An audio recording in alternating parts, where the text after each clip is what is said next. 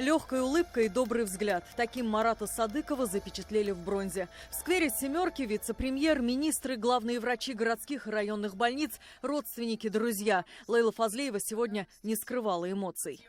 Гордимся тем, что мы знали Марата Наилевича, дорогие коллеги. Я точно знаю, что Марату доставляла удовольствие наша улыбка. Когда мы улыбались, когда мы были здоровы и когда он говорил: «Все решим».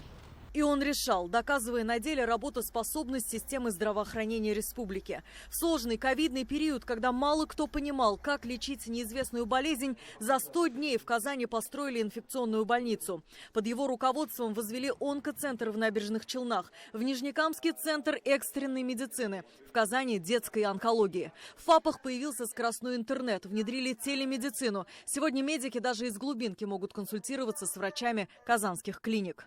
Республика Татарстан и в числе топ-8 регионов была отмечена правительством Российской Федерации как лучший регион за последние 3 года по модернизации первичного звена. Это, безусловно, огромнейший вклад именно Марата Наилевича в развитие отрасли здравоохранения. Он всегда переживал за малейшие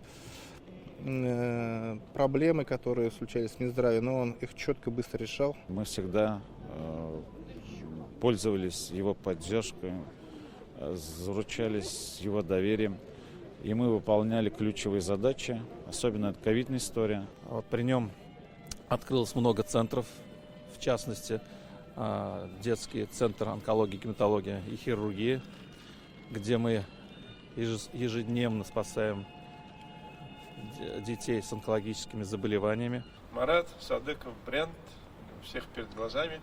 Вот как здесь было сказано, я присоединяюсь. Вот он такой. Пусть он останется таким всегда. Мы тогда не знали, что родился будущий министр здравоохранения Республики Татарстан. Покойный супруг Сахании Гайнуллиной из Буинска принимал роды у матери Марата Садыкова. И до сих пор в этой семье помнят его. Он со всеми общался, никогда не стеснялся, останавливался, объяснял все.